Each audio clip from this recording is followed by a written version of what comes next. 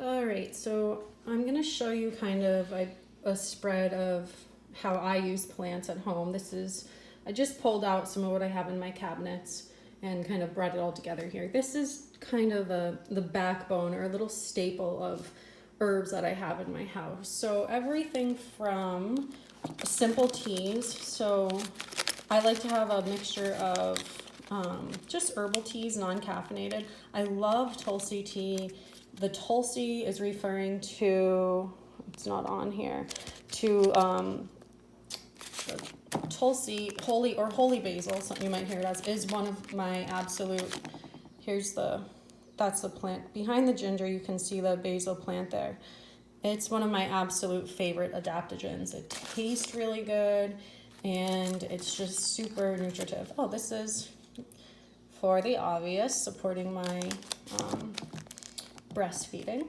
I also have a couple caffeinated teas. Again, I just love the Tulsi because it has a chai blend, but it still has that Tulsi or holy basil as kind of the backbone of the blend. So I know that I'm supporting my adrenal glands and my stress response.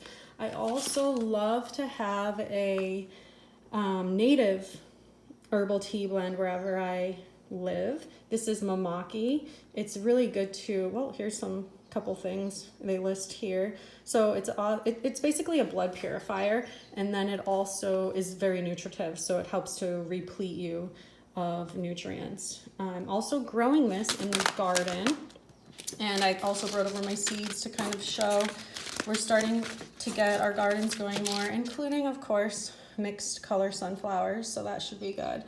But one fun thing that's going on with this whole coronavirus spread is you go to the stores and even the seeds are off the shelves right now. So well, not everyone, but hopefully more people are thinking about sustainability and what they can grow at home.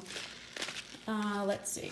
So I also always have a couple versions of a salve or a rub. This is an aromatic rub for when you have chest congestion. So like right now would be a good time, especially those of you in the colder climates who aren't getting out enough, deep breathing enough to give yourself a chest rub with one of these more volatile herbs. These herbs that are kind of like minty when they smell, and it opens you up and you get a little tingly. Really good for the lungs.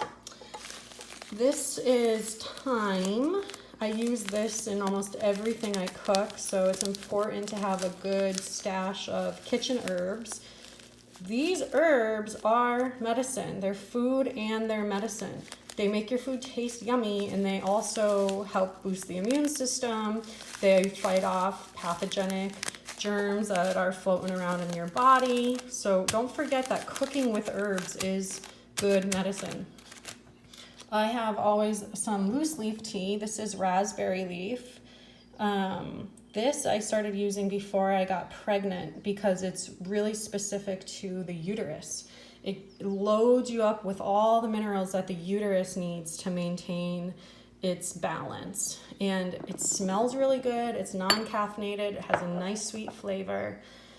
This is hibiscus. So this I would not use during pregnancy. This is a major contraindicated herb during pregnancy because it can cause the uterus to start cramping and bleed. So I don't know if there's really any cases of it, but it is known to do that and help release, stagnation in the uterus. So once I kind of started to go into labor, I started to drink this. I drank a couple quarts of it in those first couple days to help my uterus let go. I also always carry some herbs in capsule form. So I ordered some extra of this particular product, Super Bio Vegetarian. It's loaded with the basic vitamins you need for immune support, but also a whole bunch of heavy duty immune support herbs that have just a millennia of history and research for fighting off infections, viral and bacterial. Here's my turmeric. You saw me juicing this yesterday. It doesn't look that glamorous, but it really is quite glamorous. It's so delicious. I just add it to water. This is a powdered dried turmeric that our friends up the Hamakua Coast grew. So it's loaded with minerals. It's so good to know your herbal sources when you can. So get to know people at the farmers market who are growing and processing herbs and making medicines. Then you don't have to worry about as much pesticide residue or other chemicals that might be in there. Here's just the veggies that sit out. I'm really into using these pumpkins. I've been making these little pumpkin bites, little nutrient dense pumpkin bites. I could share how I do that at some point. It's not a specific science, but I've kind of developed it over time. And then I have tinctures. I use tinctures probably more than anything else because they're so convenient, to be honest. And you know you're getting a nice heavy duty dose of the herbs. So I just started this blend. Blends are always, Herb Farm is a really trustworthy brand, as is Wise Woman. Blends are a good way when you're just getting into it to experiment with herbs and see how your body responds. So here's the mix in here. There's only a small handful, which I like, as I mentioned before. And then I have the single ingredients that I use to make my own blends kind of as needed. I went ahead and I really like the recipe on this adrenal support blend.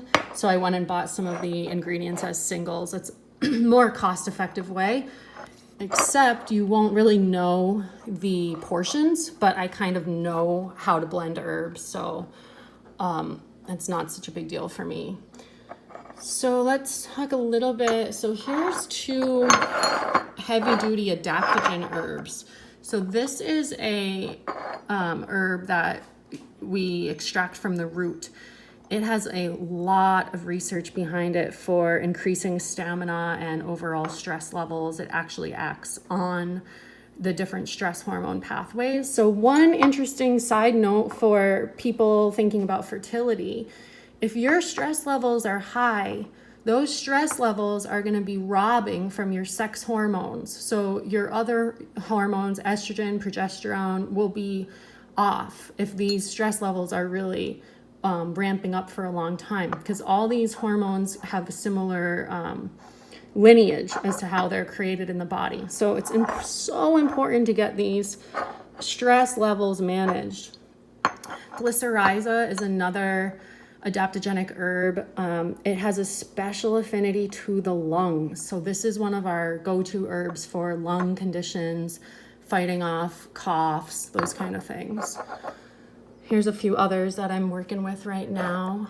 I always have a good stash of essential oils. I clean with these. I'll use these. These are so potent. You can dose them in just a single drop when you're wanting to use these as medicine. Keep these away from kids. These are really dangerous to little babies and little ones.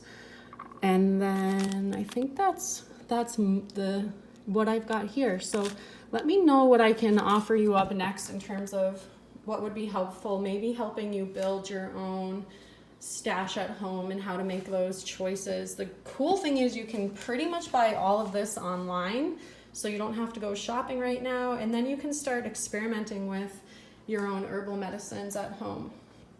Okay, I hope this is helpful. Let me know in the comments. Aloha.